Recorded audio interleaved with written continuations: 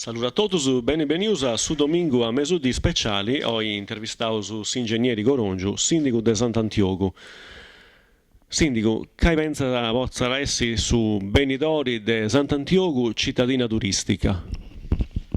Allora, lo sviluppo di Sant'Antioco, e questo lo scriviamo dal 2007, dal primo mandato, e secondo me sta nel porto come oggi commerciale, nell'area Sardamag e nel sito della Palmascave.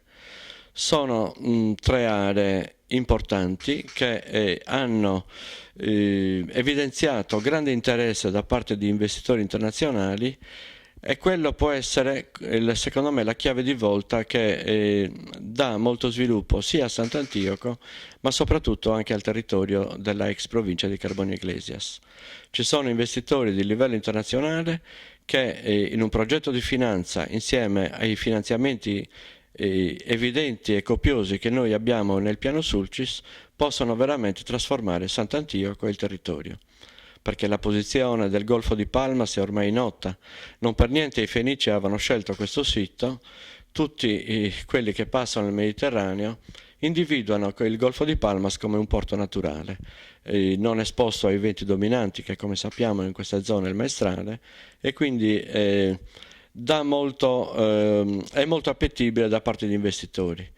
Vero è anche che il problema dell'Italia oggi non attira investitori di livello internazionale. Il problema dell'Italia si blocca nell'iter autorizzatorio, è difficilissimo avere progetti approvati, soprattutto quando si cade nelle trappole dei vari ministeri o assessorati dell'ambiente, sia a livello nazionale che a livello per noi regionale. Se si risolve questo, vedremo cose importanti, ripeto, per Sant'Antioco e il territorio. Altrimenti ho molti dubbi su uno sviluppo futuro. Questa amministrazione si è impegnata a mettere in questi anni a pizzo dessa pista ciclabile ed sul Museo del Mare. Sindico, mi pare che si usa cantelompia, inaugurazioni. Sì, anche personalmente, sia io che il vice sindaco, nonché assessore ai lavori pubblici, stiamo tampinando l'impresa che ha vinto l'appalto e perché vogliamo che inizi subito a recuperare la ex sede ferroviaria delle Ferrovie Meridionali Sarde. È un lavoro a cui noi teniamo molto perché praticamente sarà riconquistata tutta la sede ferroviaria che va dalla Sabarra fino al confine con il comune di Calasetta. Tutta la sede ferroviaria, teniamo presente che è una strada che va solo ripulita e in qualche punto magari riassettata, perché le strade una volta le facevano bene, quindi ha una buona fondazione e ha anche delle cunette che vanno recuperate.